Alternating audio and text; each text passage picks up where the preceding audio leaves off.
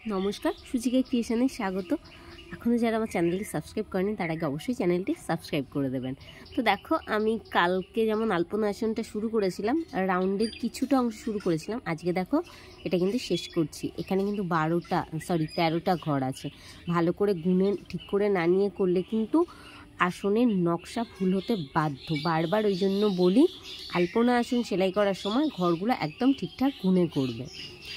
তো দেখো, আমার রাউন্ডটা কিন্তু প্রায় হয়ে এসেছে, প্রায় মানে কমপ্লিটই হয়ে গেছে একদম। এটা কিন্তু পুরো গোল যে অংশটা, সেটা কিন্তু দেখো চারদিকে 13টা করে ঘর থাকবে, তারপর বাড়বে কমবে। তোমরা কিন্তু এটা গ্রাফের মধ্যে পুট করে নিয়ে তারপরে করবে, বা এটা স্ক্রিনশট তুলে নিয়ে করতে পারবে।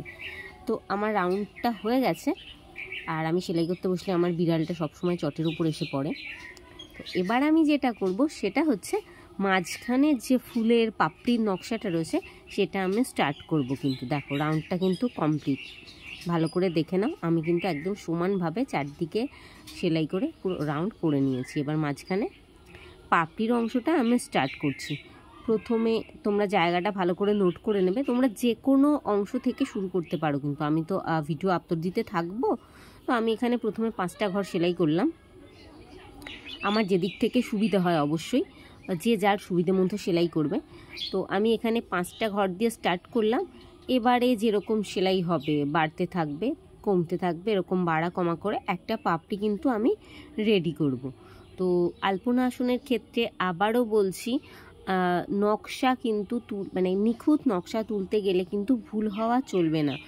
একটা ঘর যদি এদিক ওদিক হয়ে যায়, তাহলে কিন্তু নকশাতে তখন গোঁজামিল দিতে শুরু করতে হবে, এবং তখন কিন্তু বুঝতেই পারবে যে ভরাট করার পর বুঝতে পারবে যে এটা বেখাপ্পা দেখতে লাগছে। হ্যাঁ, তো দেখো আমি পাপড়িটা করতে স্টার্ট করেছি।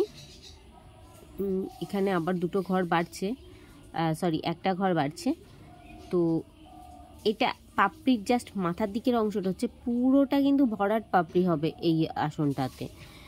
আমি ভিডিও আপলোড দিতে থাকবো, চিন্তার কোনো কারণ নেই। এখানে আমি পার্ট পার্ট করে ভিডিও আপলোড দেবো। হ্যাঁ, তো এখানে 4টে ঘর সেলাই হচ্ছে। এবারে যেটা হবে যে, আমি কিন্তু এটা সাদা দিয়ে সেলাই করে না, লালে ভরাট করব। তোমরা যে কেউ যে কোনো কালার কম্বিনেশানে করতে পারো। আমি না কালার কম্বিনেশানটা বুঝে পাই না, তো সেই জন্য আমি লাল সাদায় কাজ করি, তাছাড়া আর কিছুই নয়। হ্যাঁ, তো এখানে আমি 4টে ঘর আবার সেলাই করলাম। 4টে ঘরের যেটা হলো, বাঁদিকে একটা ঘর বাড়লো, কিন্তু বাঁদিকে একটা ঘর বেড়ে 4টে ঘর হলো। তো এবারে দেখো, আমি বেশ খানিকটা সেলাই করে নিয়েছি। তো এবারে এরকম আমি অফেই সেলাই করব, এবং সেলাই করে কিন্তু তোমাদেরকে আমি আপডেট দিতে থাকবো যে আমার কতখানি কেমন কি কাজ হচ্ছে। এবং আমি যখন সেলাই করছি সেটা কিন্তু স্পষ্ট বোঝা যাচ্ছে নকশাটা। তোমরা কিন্তু এটা থেকেই নকশাটা তোলার চেষ্টা করবে, ঠিক আছে? এবং ডেসক্রিপশন বক্সে আমি আগের দিনের ভিডিওর লিঙ্কগুলো দিয়ে দিতে থাকবো।